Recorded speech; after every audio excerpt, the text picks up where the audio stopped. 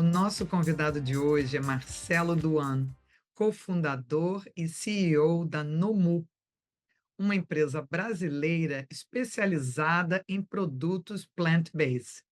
Sua experiência internacional como desenvolvedor de produtos, chefe de gastronomia molecular e comida vegana deram a Marcelo o que ele chama de capacidade de pensar vegano, ou seja, recriar proteínas animais tradicionais em alimentos vegetais. Marcelo, seja muito bem-vindo ao nosso show. Lisa, muito obrigado pelo convite. Um prazer enorme estar aqui, uma honra poder falar para a comunidade brasileira. É um grande prazer mesmo estar aqui com vocês hoje.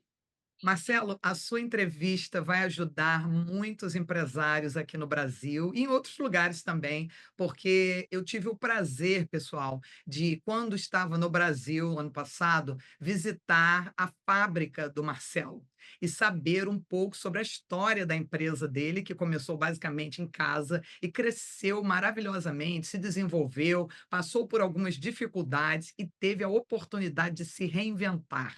Na minha opinião, dos maiores especialistas hoje em dia em negócios, o empresário de sucesso é aquele que conseguiu cair e levantar, conseguiu ter um problema de estratégia e reinventar uma melhor. Então, o Marcelo tem muita experiência para nos contar. Quando começamos uma empresa pequena, de um sonho, a gente quer chegar rápido no lugar. Às vezes é uma empresa que está dando certo, alguém aparece com muito dinheiro para fazê-la crescer, e essa sedução pode ter alguns perigos. Então, o Marcelo, que navegou essas águas, vai trazer para a gente toda a sua experiência de gestão e dar dicas maravilhosas para vocês. Então, fiquem até o final da entrevista. Marcelo, começa a contar para a gente, por favor, como começou o seu sonho e como foi desde esse embrião até o primeiro pique de sucesso. Bom, tudo começou quando eu resolvi ir para Nova York, me formar em gastronomia. Eu sou advogado de formação, minha mulher também é advogada, e naquela época, quando eu contei para ela, falei: Bom, Nath, vou para Nova York, eu quero estudar gastronomia. Ela falou: Mas você está maluco? Nós somos advogados, a gente tem uma carreira aqui. Eu sempre fui apaixonado pela gastronomia, eu não me via, embora sócio de escritório, mas não me via empreendendo para o resto da vida na advocacia, não era o que brilhava aos meus olhos. E aí, depois de um certo tempo, eu convenço a Nath a irmos para Nova York e, bom, fui para o Natural Gourmet Institute, que à época era a melhor escola de gastronomia que tinha em Nova York, uma das melhores da América. Me formo no Natural Gourmet, finalizo o curso de chefe, tenho a oportunidade de estagiar em restaurantes com guia do Estrela Michelin, me torno sous-chefe em alguns restaurantes famosos em Nova York, e ali descubro a gastronomia molecular, fico completamente apaixonado por aquilo. Éramos vegetarianos e flertávamos com o veganismo, né, com uma alimentação mais saudável, e a Nath, ela tem intolerância ao glúten e à lactose. E aí eu fazia muitas coisas na escola, né, que ela não podia provar. E um belo dia eu pensei: "Poxa, e se eu fizesse um queijo com técnicas de gastronomia molecular, aonde ela pudesse comer, porque não tivesse os ingredientes alergênicos do leite tradicional?". E aí comecei a fazer pequenos testes em casa de gastronomia e apresentar várias bases à época com diversas coisas, não só o caju, como a gente começou a usar, né, e ela começou a provar. Fiz muito queijo ruim, tadinha, no começo, até começar a ficar uma coisa gostosa.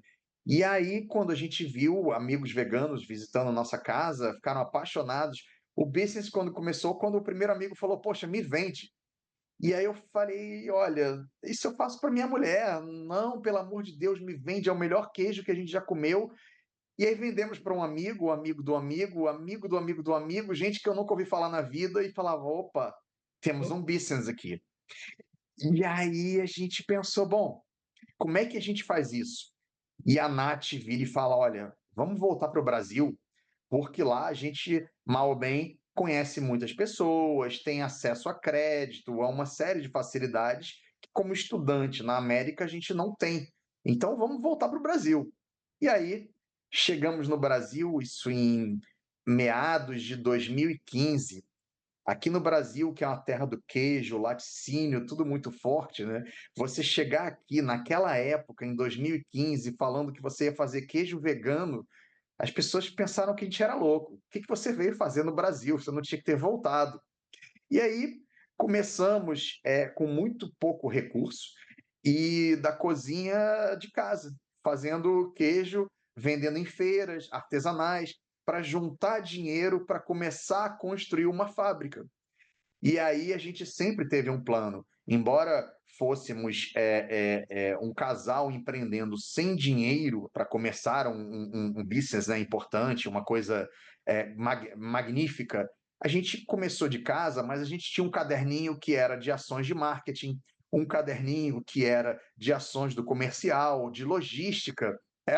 Gente, era uma empresa dentro de casa, né? As nossas reuniões eram Aquela coisa de documentar, né, de que bom. E cabeça tudo. estratégica, né, a sugestão dela, volta para o Brasil, onde a gente tem um terreno, uma coisa de um crédito, foi inteligente, né, começar. A Nath sempre foi a parte mais organizacional então nem se podia se chamar de companhia, né? Mas daquele empreendimento que nós tínhamos. Eu sou aquela pessoa, não, vamos embora e leva o queijo tudo na mala e vamos vender. A Nath ia, não, mas peraí, mas como é que a gente vai fazer essa venda? Como é que vai imprimir a nota fiscal? Como é que vai criar a empresa? E eu já estava lá vendendo queijo no meio da feira e ela, não, peraí, temos que registrar a marca. Então ela tinha toda a preocupação organizacional e eu sou aquele cara que não meço esforços para cumprir a missão. Então a gente funciona muito bem nisso, assim, eu sou aquele cara que vai atrás e finaliza a missão, não interessa o quão difícil for, nós vamos concluir isso. E ela é do planejamento, estratégia. E a gente se complementa muito, porque se você só planejar e não executar, você não vai a lugar algum. E se você só executar sem planejar, também é uma tragédia, porque você pode errar a direção e parar em outro lugar. Então a gente sempre se casou, a Nath acabou sendo sempre muito porta para dentro e eu porta para fora. Isso desde o do começo do então projeto, não era uma companhia, nem organização, nem nada. E aí começamos a vender em pequenas feiras pelo Rio de Janeiro, e juntar o nosso dinheiro muito certo do que a gente queria fazer, a gente sabia aonde quer chegar. Quando você só executa, mas você não sabe quem você é e aonde você quer chegar, é, é uma tragédia anunciada, porque você não sabe o que está fazendo. Eu costumo brincar que é como se fosse, às vezes, uma vaca num poste de eletricidade. Todo mundo sabe que a vaca não tem competência para chegar lá em cima. Todo mundo sabe que ela vai cair. É uma questão de tempo.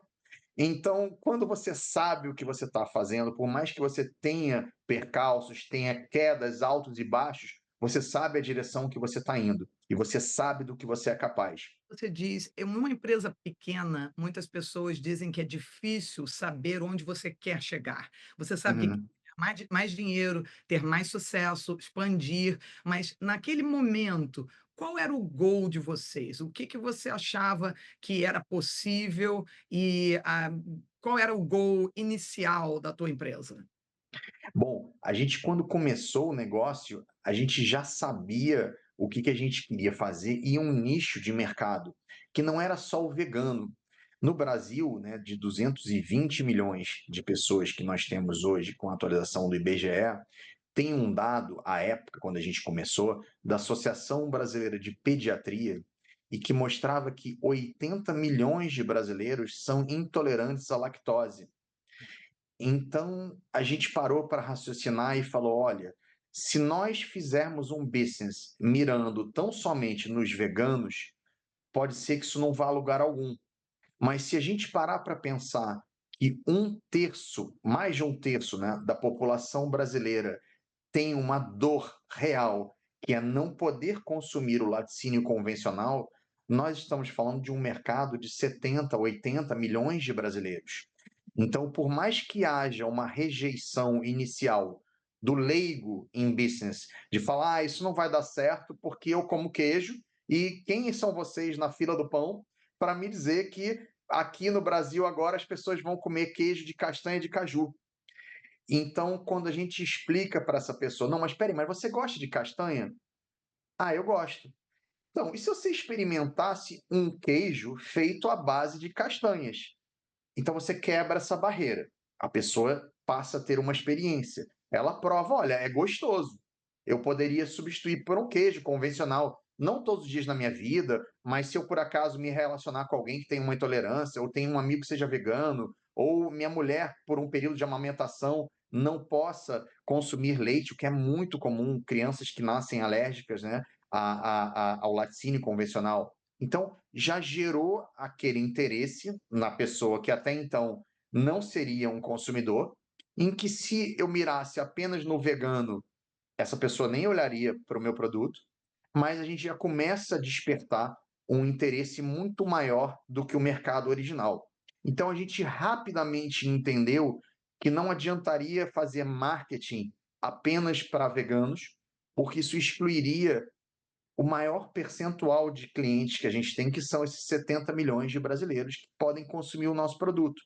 Então, o drive da empresa sempre foi apresentar produtos que pessoas completamente numa rotina normal, comum, por assim dizer, poderiam consumir. O foco era fazer produto bom, não produto vegano ou produto para o intolerante. Vocês fizeram. Eu estive na fábrica, pessoal, e olha, a mussarela da Nomu estica, realmente é aquela que você prova e fala: "Nossa, é queijo". Então, realmente, o que você conseguiu fazer ali e a variedade de produtos, fala para o pessoal a quantidade de produtos que você tem e como é que isso Uhum, aí, foi crescendo e como você ganhou esse mercado de favorito do Brasil, de sair de uma empresa pequena para ser o uhum. favorito do Brasil e até ter o seu produto demandado no exterior. Então, foi uma construção muito bem planejada, aonde, eu tenho o ímpeto de querer lançar um produto novo, às vezes, a cada 2 meses. E aí a Nath tem essa questão também mais controlada, da gente fazer os lançamentos com estratégia. Não dá para, quando você é muito pequeno, existe um fenômeno estranho, mas, mais familiar para os empreendedores, em que você pode quebrar crescendo. E aí, isso soa estranho, mas como que o sujeito está crescendo e pode quebrar? É razoavelmente simples de se explicar. Vamos lá. Se eu resolvo lançar 10 produtos de uma vez, são 10 embalagens, 10 custos com caixas de embarque, que é aquela caixa de papelão onde você bota o seu produto para o mercado comprar, né, de tamanhos diferentes, 10 artes diferentes e 10 cadastros nas redes diferentes. Então, isso demanda um capital de giro que você tem que ter para sustentar essa operação gigante, e ainda mais quando você entra em redes que te pagam em 35, 45, 60 dias. Então, significa que você tem que ter 10 vezes o insumo para fazer 10 produtos diferentes. Então, muitas vezes, quando você está num business pequeno, começando a empreender da sua garagem ou da cozinha da sua casa, como era o meu caso, não dava para a gente querer dar um passo muito grande, porque o budget caseiro que nós tínhamos não ia sustentar, eu não ia conseguir pagar os boletos de uma operação toda dessa. Então, a gente também foi muito estratégico e assertivo em começar com 5 produtos que a gente imaginou que pudessem ser os nossos 5 campeões.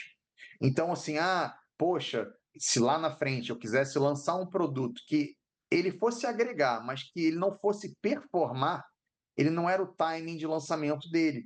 Porque quando você começa, você praticamente está vendendo o almoço para ter o que jantar.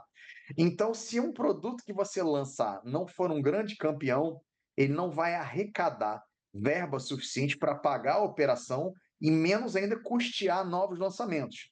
Então a gente começou com produtos enxutos, lançando nossa mussarela, que é qualquer laticínio, o que mais vende é a mussarela, porque é forçado pelo consumidor, que vai comprar no food service, pizzarias compram mussarela, depois a pessoa vê o seu queijo numa pizza, eu quero fazer em casa, ela vai comprar a mussarela. Então ela é a porta de entrada para qualquer outro produto que você tenha na sua no seu pequeno negócio, né? Então, depois nós lançamos o Chevrolet, que apesar de ser um queijo completamente fora da cultura brasileira, aqui no Brasil, por melhor que seja o seu perfil de renda, não é cultural nosso da gente crescer comendo chèvre. Então, esse foi um queijo ousado, em que a gente vê muito nos Estados Unidos, é muito comum, mas no Brasil era uma novidade. A gente apostou nele, graças a Deus, deu muito certo. Numa coisa um pouco você vai fazer uma festa, coloca um francesinho ali da Nomu, né. Na falta de um camembert, de um brie, né, de um gorgonzola, que é um queijo que dá uma sofisticada, a gente tinha que ter um queijo mais, né, classudo, assim, por assim dizer. E aí lança também o queijo prato no Brasil, muito parecido com Minster cheese nos Estados Unidos. Então foi uma acerto muito grande que a gente teve. E aí depois vieram outros queijos, como hoje a gente tem provolone, mas provolone as pessoas acham que é um queijo gordo, que pinga óleo. Ele não seria um MVP.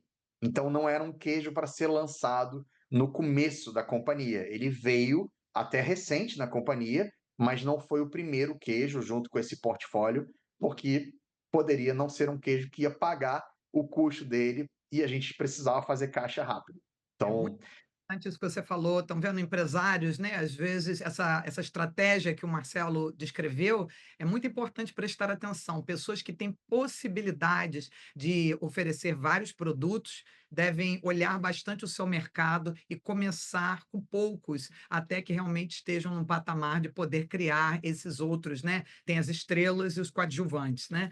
E, falando em crescimento, Marcelo, conta pra gente como é que foi, vocês nessa como todo empresário querendo crescer, né, eu imagino que vocês nessa linha, pessoas ficaram interessadas, nesse potencial enorme da Nomu, e então vieram oferecer, né, para participar de alguma forma. Conta pra gente como é que foi essa evolução aí de se tornar uma SA. boa. Uma das maiores lições que eu aprendi é que a gente, como empreendedor, existe muito a figura do FOMO, que é o Fear Missing Out. Então, a gente, o empreendedor, quer fazer tudo porque ele tem medo? Não, porque aí uma marca gigante pode aparecer e dominar esse mercado e eu vou morrer, porque eu sou pequenininho. Então, a gente quer fazer as coisas, quer crescer, e aí começa a olhar e fala: poxa, se eu tiver um crescimento orgânico, eu vou chegar do ponto A ao ponto B em 1 ano e meio. Mas se eu captar recursos e tiver um sócio investidor, eu vou chegar em 3 meses. Então é muito importante fazer essa leitura e entender honestamente se você precisa chegar em 3 meses. Se um crescimento orgânico e sustentável de um plano que já se provou válido não seria o melhor caminho. Então, muitas vezes, eu costumo brincar que empresas não quebram quando falta dinheiro. As empresas quebram quando sobra dinheiro, porque aí você toma decisões erradas, você pode ficar um pouco mais ousado além da conta, ousadia e responsabilidade tem uma linha tênue que separa. Então, quando você vê muito dinheiro no fundo do caixa, você fica ousado demais e um pouco menos cauteloso do que deveria ter. Então, esse é um cuidado que o pequeno empreendedor precisa ter e avaliar. Realmente eu preciso de captar dinheiro? Se a resposta for sim, e for uma resposta que mostre muito bem o porquê desse crescimento, mas o quanto eu quero captar? Ah, é porque a empresa XPTO captou 1 bi, então eu quero levantar pelo menos meio bi. Mas o que você vai fazer com esse dinheiro? Então, eu vou contratar um time enorme porque vai fazer isso, isso, isso. Será que é isso que resolve? Então, e uma outra coisa, quando o jogo avança, o game vai ficando mais complexo, né? Depois, beleza, você tem a grana, só que sell-in não é sell-out. Então, o sell-in é quando você vende o produto para uma rede.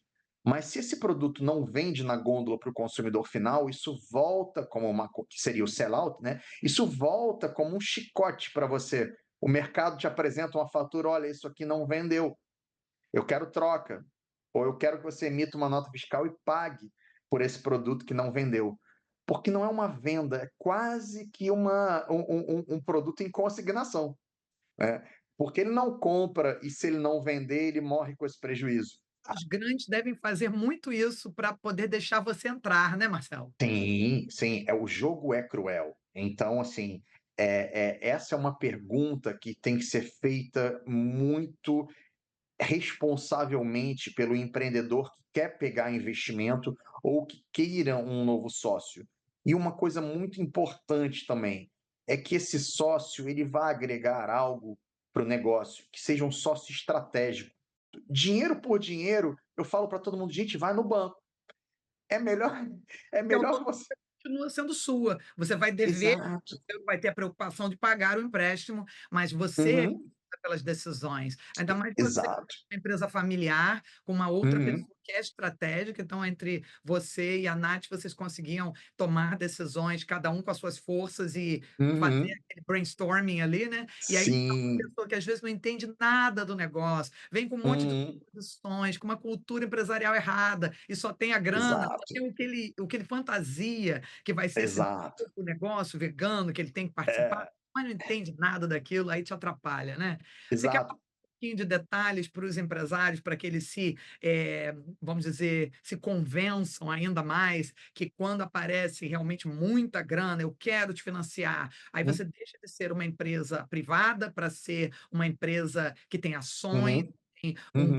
comitê para dar satisfações, muitas vezes Sim. a empresa que te banca, vamos dizer assim, né, eles Uhum. tiram você como o responsável, o CEO, às vezes te tiram completamente. Você quer falar um pouquinho como é que foi a Sim. sua experiência importante? Onde você já estava antes de aparecer Uhum. essa oportunidade? O que que você já vendia? Uhum. Qual era o seu público? Se vendia Brasil inteiro, vendia fora? E Uhum. depois, como é que foi essa transição e as dificuldades encontradas? Legal. No momento em que a gente recebeu o investimento de Series A, a gente já era uma empresa nacional, vendendo em todos os estados do Brasil, já tinha feito exportações, já tinha entrado timidamente em Miami para a área de food service, já tinha feito venda na África do Sul, né? Já tinha feito venda em Portugal, pontual, né? Não, a gente não estava com bandeira fincada regularmente nos três países. Então, já não era mais, há muitos anos, aquela empresa pequenininha que começou na cozinha de casa, já tinha uma organização, mas era uma empresa que tinha o rei e a rainha. Era eu e minha mulher, e de lá nós governávamos a companhia. E não pensem que é fácil um negócio marido e mulher.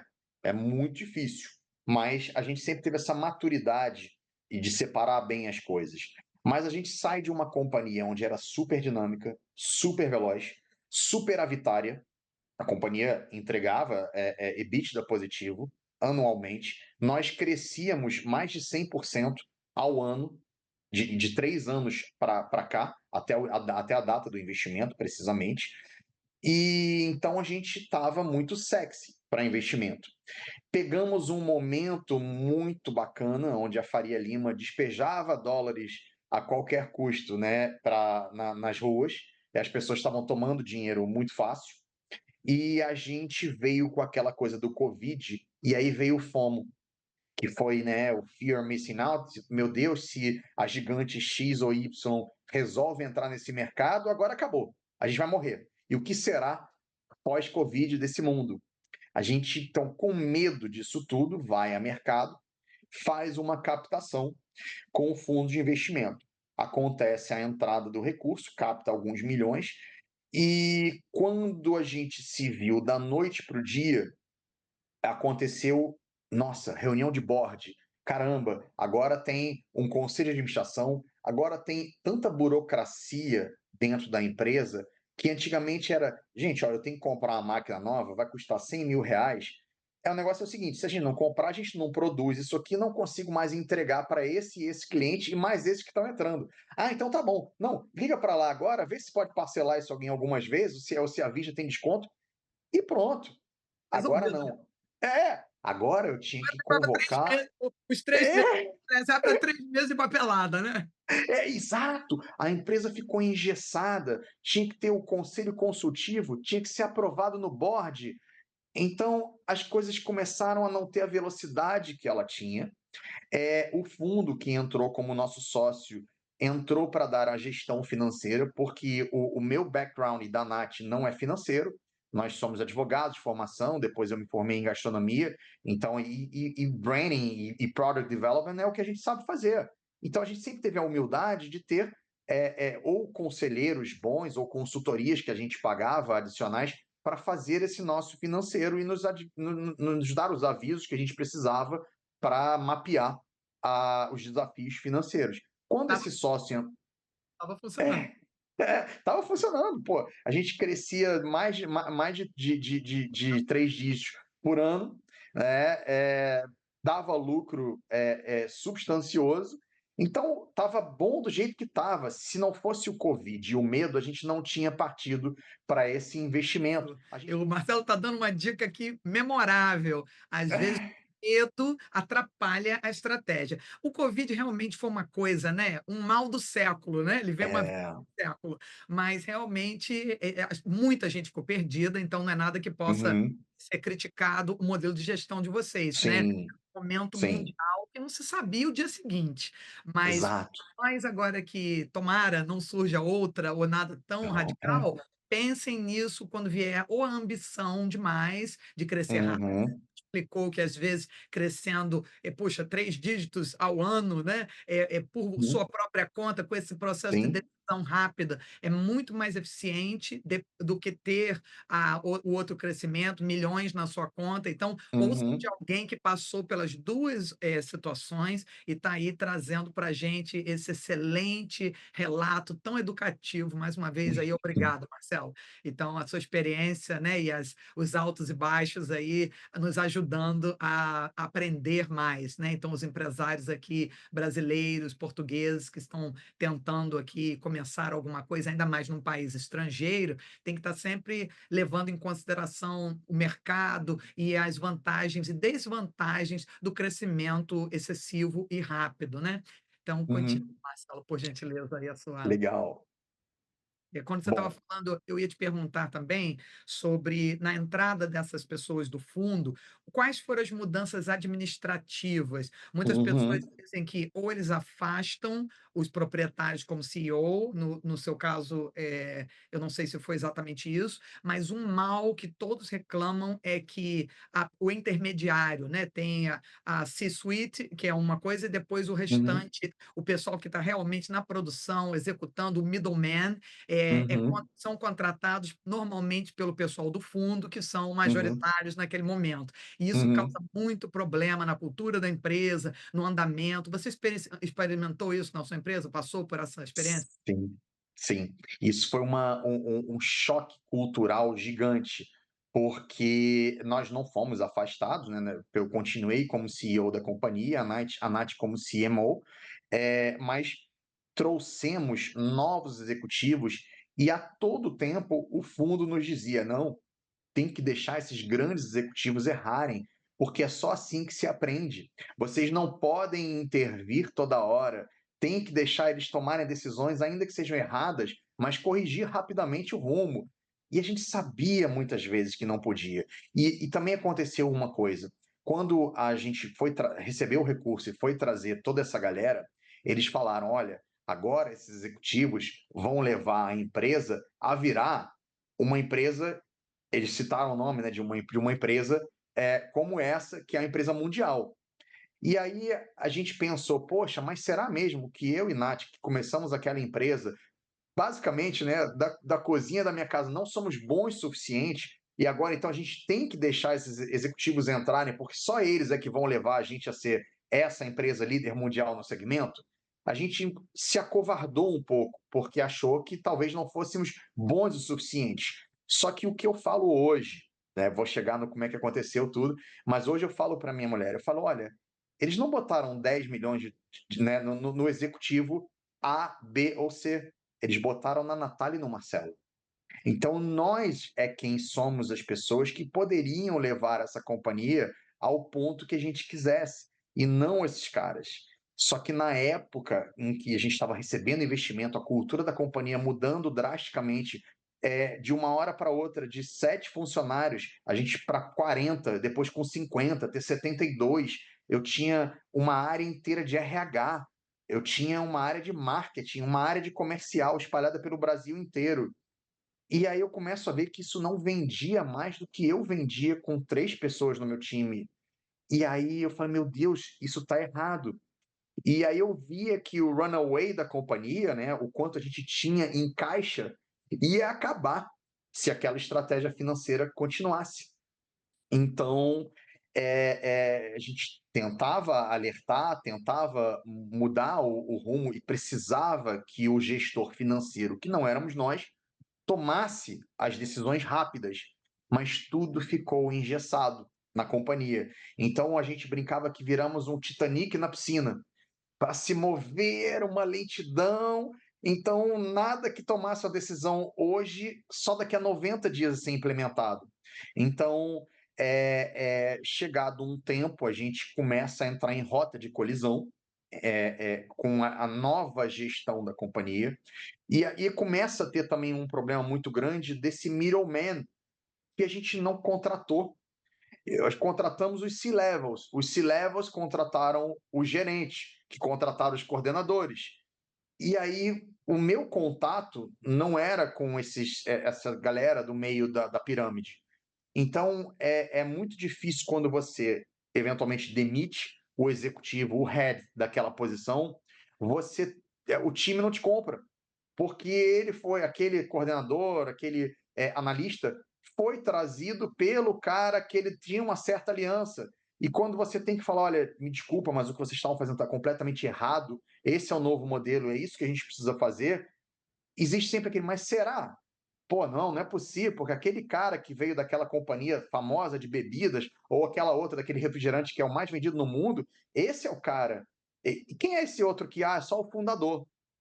Então, as pessoas do meio da pirâmide, quando não são contratadas pelos founders, elas normalmente têm essa crise de identidade, porque vieram de outras grandes companhias e estão acostumadas com esse meio executivo e não conhecem a história do fundador, não sabem o quanto custou o sangue daquele fundador, o equity que agora outros têm para tomar aquelas decisões que estão em rota de colisão. Então, isso foi um momento onde a gente senta com o nosso sócio e começa a conversar: olha, não tem mais como continuarmos juntos nesse empreendimento. Vocês têm uma visão de negócio que, para o nosso modelo, não está funcionando. Não quer dizer que vocês não sejam um VC de sucesso, eu tenho ótima relação com eles, não temos nada contra um ou outro, mas para aquele empreendimento no mu, a visão de gestão deles não funcionou. E então a gente precisava rapidamente voltar, fazer um movimento de virada urgente para o bico do avião não explodir. E aí foi que nós passamos o ano de 23 todo com os nossos jurídicos entendendo como seria a melhor saída para que o fundo deixasse o negócio e a gente pudesse voltar a tocar a companhia de forma estratégica. Então, esse foi um grande desafio que a gente viveu no final de 22, na última reunião de board, para o início de 23 inteiro, tentando se acertar com os nossos sócios para compor uma saída deles, recomprar, como fizemos, né, as ações deles, e hoje estamos com o controle absoluto da companhia. Então, essa Ah, foi uma jornada. irada, né, amigo? Você começa É, aí, do pequeno, crescer, conseguir um investimento alto, né, estar atraindo sim, bastante, como você falou, sem dúvida, eles botaram um investimento na marca forte que vocês criaram, e dali uhum, vieram vieram com uma estratégia que não funcionou e vocês terem que comprar o negócio de volta e agora estarem aí soberanos novamente e é, nada, né. E essa, essa crise, grande também não é fácil de se passar. Você quer comentar uhum, um pouco, por acaso alguém esteja numa situação dessa de virada, alguém que já tenha aceitado um comprometimento e que não possa ainda sair dele e que tem uhum. que realmente fazer, você tem alguma dica aí para os empresários que possam estar na sua mesma situação, enquanto aguardar como reduzir custos? Porque aí se Uhum. relação começa a falhar por falta de entendimento entre a antiga e a nova, possível nova administração, o negócio para, param as vendas, às vezes não se tem capital para segurar a empresa naquele período. Então, como Uhum. é que você passou aí o seu aperto? Como é que o Titanic se secou? O nome do jogo é resiliência. Só existem duas verdades: se você pode ou que você não pode. Se você acredita que você pode, é uma verdade. Mas se você acredita que você não pode, também é uma verdade. Porque se você não acreditar em você, cara, quem mais vai comprar o seu sonho? Ninguém. Então, uma coisa que eu levo para minha vida, eu sou desde criança, eu sou aquela pessoa em que o jogo nunca acaba. Porque não, tem sempre um jeito, nós vamos virar isso. Não, mas espera aí, o tabuleiro Fase, videogame. E você levanta, é isso. A gente, como empreendedor, a gente morre todo santo dia. Quantas vezes, assim, eu olhava e a situação de caixa e eu falava um palavrão, falava, agora realmente a coisa está muito feia. Agora, agora eu não sei. E aí, bom, eu fechava o meu laptop, eu ia meditar e pensar em alguma solução, porque naquele momento não tinha. E olhar para uma coisa e falar, gente, eu não tenho como pagar essa conta. E aí? O que, que eu vou fazer? Mas eu consigo sobreviver, continuar o negócio não pagando essa conta? Eu consigo. Então tá. Então como vai fazer? E quando a gente pegou a companhia de volta no final de 22 para implementar a nova gestão em 23, ainda né, com muitas aspas brigas, nós compusemos e está tudo bem, não tenho absolutamente, como eu falei, nada para falar dos meus antigos sócios. Foi um projeto que para eles não deram certo, como para a gente aquele modelo também não deu certo, e faz parte, tem negócios que dão certo, negócios que não dão certo, mas naquele ano de 23 que nós passamos brigando né, um com o outro, a gente precisou migrar rapidamente da estratégia e o empresário não pode ter ego. Isso é uma coisa, a vaidade, o ego para o empresário é uma coisa terrível, porque a nossa situação ali em 23 era ou ficar na fábrica dos sonhos, a gente era a maior fábrica da América Latina, nossa fábrica custou US$ 1 milhão de investimentos, era uma fábrica linda, linda. Qualquer companhia de ponta dessas maiores vendedoras de refrigerantes do mundo, ou de candies, né? Qualquer uma queria ter a nossa fábrica, a nossa planta era linda. Mas o custo fixo, e aí vem tudo aquilo que a gente falou no começo, poxa, eu precisava crescer tão rápido, dessa forma, né? Eu precisava ter captado tanto. O custo fixo com aquele time, 72 pessoas, executivos brilhantes de diversos lugares enfim, de companhias multinacionais, eu precisava disso para uma companhia que não tinha tração de vendas ainda para pagar aquilo. Então eu estava em módulo cash burn, gastando dinheiro e com um runaway muito curto, ou seja, dinheiro em caixa para financiar isso muito curto. Então a gente precisou enxugar a companhia, demitir uma galera muito rapidamente e, e também migrar para um modelo asset light, onde se eu ficasse na fábrica de US$ 1 milhão, eu teria quebrado. Eu precisaria então mudar para um novo modelo, pivotar o business, aonde agora não seríamos mais fábrica, agora a gente passaria a terceirizar o nosso negócio e teria uma fábrica que produziria para a gente. Nós viraríamos uma agência de comercial e marketing. E essa movimentação precisou ser rápida. Então a gente, em setembro de 23, fez essa leitura, migrou para uma nova fábrica no sul do país. Tivemos um contratempo, o plano era perfeito e em dezembro de 23 já era para ter gerado EBITDA positivo. Aconteceu que é mais um capítulo dessa história heróica do empreendedor no Brasil. A gente levou um golpe. A gente foi para uma empresa na nova nessa fábrica, nessa nova fábrica de Curitiba. Esse co-packer que a gente arrumou, esses caras estão até hoje, se apropriaram indevidamente, isso é uma conduta típica do Código Penal, né? Crime, apropriação indébita. Hoje eles têm cerca de R$ 2 milhões em maquinários nossos, em que se apropriaram, e a gente, então, ficou 9 meses fora do mercado.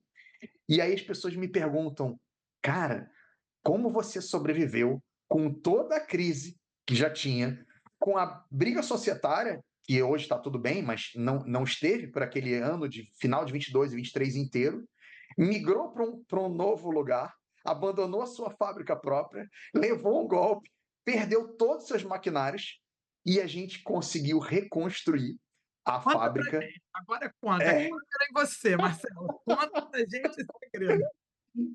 e aí vem novamente o quão disposto você está a brigar. Porque empreender é a certeza de que não vai ter certeza. É. Quando a gente começa num emprego tradicional, né, 9 to 5, a gente sabe que no final da semana, aí nos Estados Unidos, vai ter o seu paycheck. Aqui no Brasil, né, com todos os direitos, no final do mês o cara vai receber o salário. E acabou. Você vai para casa dormir e está tudo bem. Agora, quando você é o dono do negócio em qualquer lugar do mundo, você não sabe muitas vezes no final do mês como você vai fazer para pagar aquelas pessoas, para se manter e continuar o seu negócio. E as histórias são engraçadas porque eu brincava que eu tinha uma cadeira elétrica, que era a cadeira de pagar conta. Então, e eu me revezava com a Natália e falava: quem é que vai sentar na cadeira elétrica hoje? Vamos ver quem que a gente não vai pagar e como é que a gente vai sobreviver. Fala de vocês, eu acho que ajudou também, porque vocês são inteligentes, são estratégicos, têm conhecimento, a gente bate um papo, vê que você tem toda a linguagem técnica, toda a prática, mas eu acho Uhum. que esse espírito, essa coisa de não Sim. vamos largar o nosso bebê, né, vamos fazer É, isso funcionar, levar até um pouco no aham, humor, porque senão você se deprime, você tem um ataque sim, cardíaco, né, realmente eu imagino a sim. dureza da cadeira elétrica que É era a todo cadeira dia. elétrica. Eu não desejo a cadeira elétrica para ninguém, mas ela é uma realidade para muitos empreendedores no mundo. Quantos cases de sucesso aí nos Estados Unidos, nem se fala, mas mundo afora, que a gente vê do empresário que quebrou sucessivas vezes e voltou e não desistiu daquele sonho e construiu um império anos depois. Então, o nome do jogo é resiliência. É muito. Do como. Porque muita gente fala de resiliência, fala de ter fé, de positivismo, você mostrou Uhum, que isso é a tua natureza, mas você teria algum one, two, three, algum mínimo step, tipo, ó, quando chegar nessa hora, tenta olhar isso uhum. primeiro, vai lá e respira, dá uma meditada. Você teria 3 passinhos ou algo assim que realmente essa da Sim. cadeira elétrica aí foi braba. Então, É, se a, puder colocar alguma coisa pra gente, vai ser muito a, apreciado. a, a primeira coisa é você ser verdadeiro com você, com os stakeholders, com seus parceiros, com todo mundo. A melhor verdade, por mais dura que ela seja, né, é a verdade. Porque a mentira é horrorosa, as pessoas se sentem traídas. Então, depois que eu sentei com alguns fornecedores super estratégicos e que eu virei para eles e falei: olha, aconteceu isso tudo aqui, eu estou de volta no comando da companhia, eu não tenho como te pagar essa fatura e essa e talvez ia mais aquela que está atrasada, mas eu tenho um plano, eu preciso comprar de você, porque se eu não comprar esse insumo, eu não faço o meu produto, eu não, e aí acabou, e aí você não recebe essa nem aquela outra parcela atrasada. Então, muitos empresários do lado de lá da mesa viraram e falaram: "Você voltou à operação? Eu confio em você". E eu falei: "Eu estou de volta". E os caras falaram: então eu vou te dar crédito, não é nem me obrigar a pagar à vista, eu vou te dar crédito. Então, quando você faz um nome pautado naquilo que você fala, aquilo vai ser escrito, acabou. Você tem a confiança do mercado. Então, se eu falo hoje para qualquer fornecedor estratégico, cara, eu não vou te pagar, e também não é esperar vencer a fatura. É virar e ligar para o fornecedor e falar: olha, cara, eu tenho um boleto que vence amanhã, eu não vou te pagar. Mas calma aí, é o seguinte, eu vou te pagar isso daqui a 20 dias, meu fluxo de caixa está descasado, eu vou resolver isso. Você consegue me quebrar esse valor inteiro em 2 ou 3 vezes? Pô, consigo. No primeiro, o cara vai falar: ah, que absurdo, como é que você me avisa? Mas você está avisando. Porque quem está para receber também tem o seu fluxo de caixa e pagamentos dependendo daquilo. Então não se esconda. Vá para cima. Bota a cara. Fala: olha, não consigo te pagar hoje. E aí você, quando você passa por essa jornada toda da cadeira elétrica, é muito interessante, porque você descobre que, na verdade, o mercado poderia te dar muito mais crédito e você estava soft, negociando prazos ruins. Porque se você chega no ponto onde você não vai, naquele prazo que o cara te deu de 20 dias, você não vai adimplir aquele título, e você honestamente fala para o cara, e depois ele te dá mais 20, ainda parcela aquele boleto atrasado em 3 vezes e continua te vendendo outros, o seu prazo não era de 20 com aquele cara, podia ser de 40. Então, você aprende na crise a fazer uma gestão do seu fluxo de caixa maior, de maneira que os seus recebíveis venham antes das suas obrigações. Claro que aluguel, salário, etc., isso aí é non-negotiable, mas os seus prazos com fornecedores podem ser mais alongados do que aquele que inicialmente eles te dão para endurecer o jogo, porque na hora em que o problema chega no nível de cadeira elétrica, os caras são obrigados a te dar prazo. Então, é sempre procurar negociar com os seus fornecedores, ser honesto, e tem vezes que vai falar, pô, Marcelo, mas não tem dinheiro mesmo. Então tá bom. Nesse caso que não tem dinheiro mesmo, você tem que ver prioridades. Então, e às vezes são duras as prioridades, não são fáceis. Tem que ter estômago. Por exemplo, quando você vai fazer uma demissão em massa, eu passei por isso. Esse é um caso real. Né?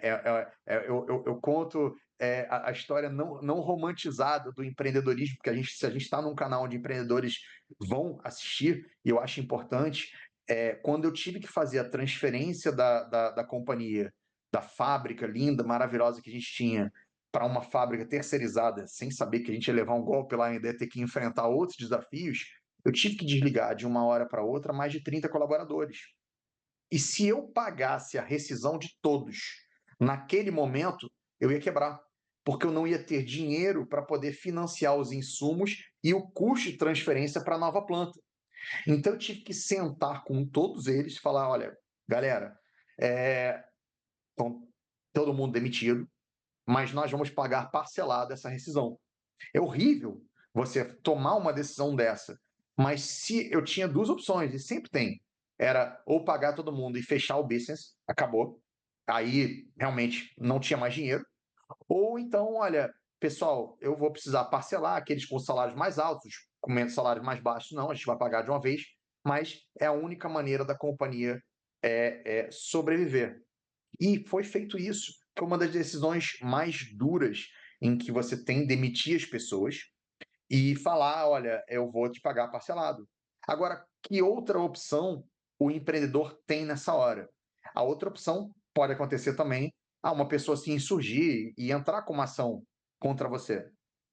E tá tudo bem, é um direito que ela tem. E com isso, você vai fazer o quê? Você vai ganhar prazo. Porque se a pessoa também resolver recorrer a essa situação, ela vai demorar mais tempo para receber o seu acordo que você fez. E ok, você vai ganhar então, vira ao contrário, você vai ganhar um prazo, porque até a ação acontecer, você oferecer a sua contestação e lá, ser condenado, isso vai andar. Então, ainda tem um caminho mais baixo ainda, que talvez o empreendedor que esteja nos assistindo pode, não, mas eu estou pior do que você estava lá, Marcelo. Eu vou dizer, então, meu amigo, o outro caminho é horrível, mas são escolhas.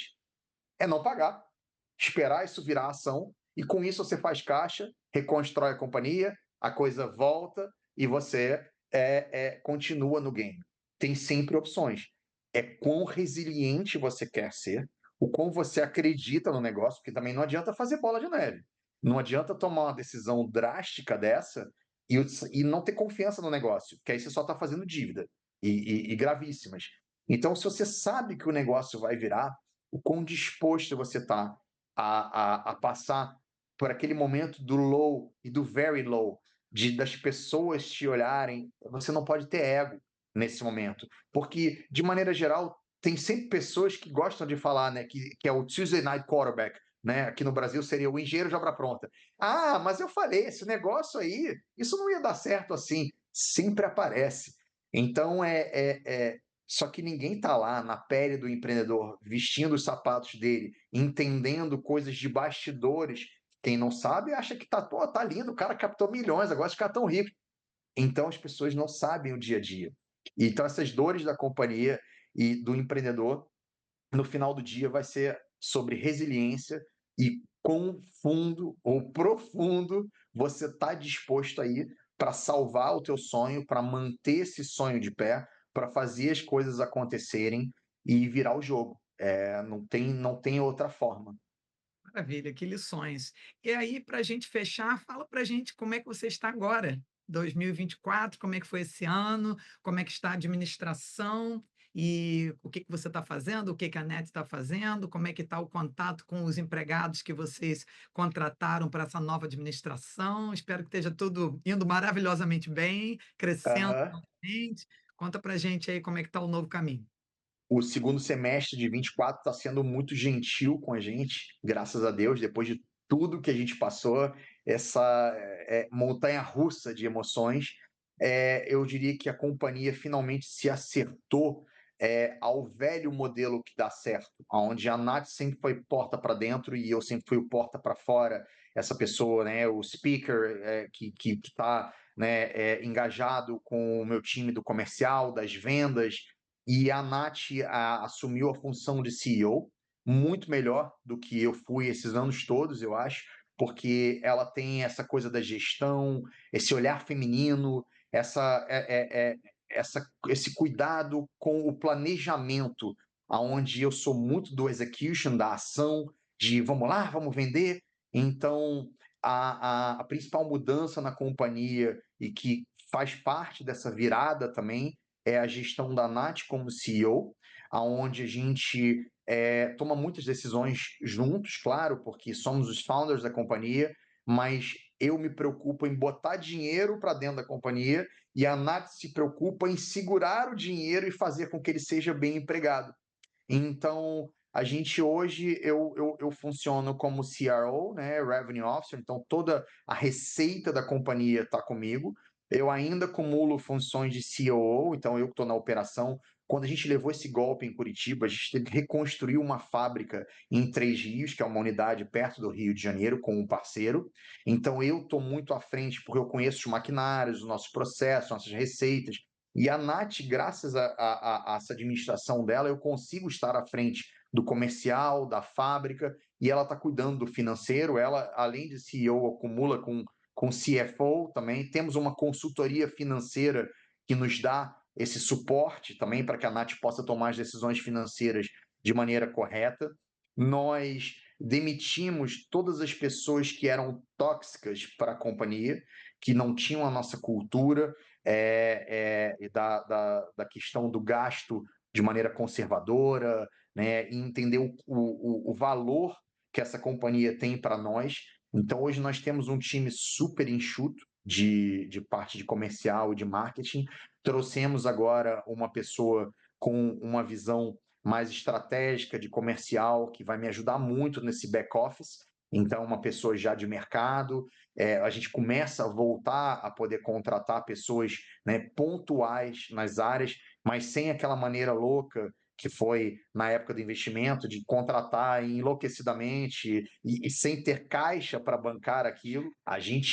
Eu entro na fábrica agora, eu sei o nome de todos os funcionários da fábrica, que time de futebol eles torcem, e brinco com eles conforme o andamento dos clubes aqui no Brasil.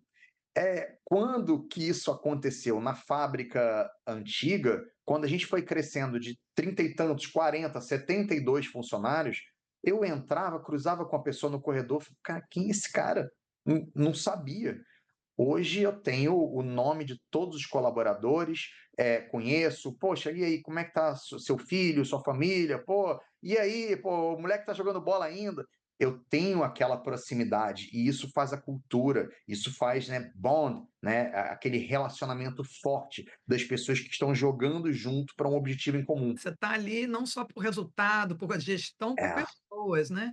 Eh, exato. Vendo os skills de cada um, as qualidades, as habilidades, mas num nível interpessoal que eles admiram a chefia, sentem-se perto, sentem-se parte do negócio. Uhum. Cada coisa é muito: "Ah, o cara lá em cima quer ganhar dinheiro, quer dar ordem", É, Mandou embora o meu Uhum. gerente direto, quem é esse cara, quem ele pensa que é, aqueles problemas acontecem Ah, justamente por não estar, entrosado com o meio da pirâmide, né, são extremos. perfeito. Exatamente. Esse é o grande desafio que, graças a Deus, esse pelo menos a gente passou, né? Maravilha. Marcelo, você deu dicas fantásticas, tem alguma coisa final que você gostaria de comentar sobre os seus planos futuros?